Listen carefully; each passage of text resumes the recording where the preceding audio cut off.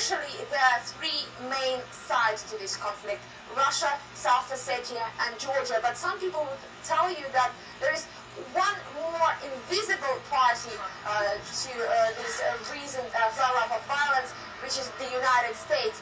Some Russian officials have been suggesting that Washington carries at least part of the blame for what is happening in South Ossetia, because it has been providing Tbilisi with military assistance as well as with training for its troops.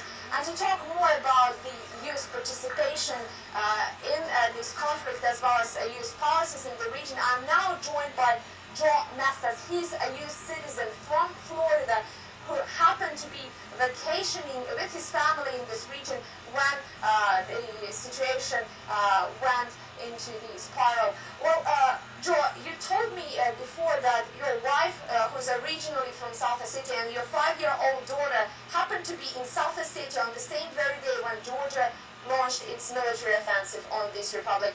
What thoughts were coming through your mind when you heard about that? Well, my wife said that she would be safe in Java. I wanted her to leave, and she said nothing's going to happen in Java. And then the next morning, after heavy artillery fire, I get a call from my wife, and she said that the Georgian airplane, that the fighter plane, has bombed Java, and this happened like about 200 meters away from her parents' home. So what did she do next? Well, she grabbed my daughter, and her parents said, take some of the neighbors' kids and get out of here. So they hopped in the car and they left. And she called me on the way and told me, and they were terrified. And when my daughter sees an airplane now, she's afraid. She said the airplanes are coming again. And I'm very thankful that they got out with their lives. After my wife came out, I met them at the border. And after she got to this side of the border, she wanted me to get into a taxi with the kids and go back to Vladikavkaz. And she turned around and she went back to Java to get her parents. So she's now staying in Java? She brought them back, and she's here with her parents. Well, now, Joe, you told me before that you've been in this region many times.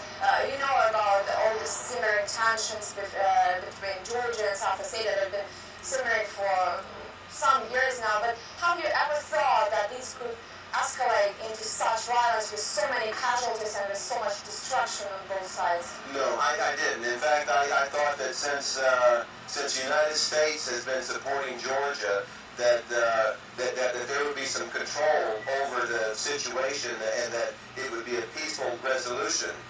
And but what's happened there is not just a war; it's war crimes. George Bush and Saakashvili should answer to the crimes that are being committed. The killing of innocent people and the running over of graves and running over with tanks of women and children and throwing grenades into the cellars to kill innocent people. That's not. War is supposed to be military against military. Georgians are killing innocent civilians. They're committing genocide.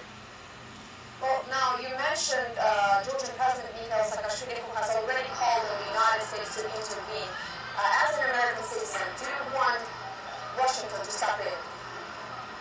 I urge every American who may be watching this broadcast right now to call their senators, their congressmen, the White House, and tell George Bush, get out. America does not need to intervene in this war. America needs to stop supporting Georgia. What Saakashvili is doing is no better than what Saddam Hussein did. And if George Bush is supporting that, like he's supporting Georgia, he's no better than Saddam Hussein. Now, very quickly, do you have any friends and relatives still trapped in South Ossetia? We got a call this morning from my wife's cousin that her husband was killed the day before yesterday by tank. My wife's aunt is stuck in Tinval, and the problem there is not only the war, but Georgia has cut off the water supply a month ago, so the people have been without water. The Georgian tanks are running over graves, and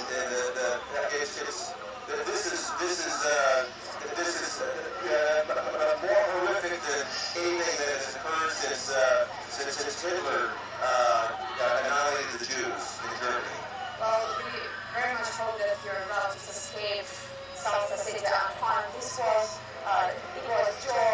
Mestas, an American citizen from South Ossetia, whose wife and child, the daughter, a 5-year-old daughter, happened to be in South Ossetia on the same very day when Georgia launched its military offensive on this region.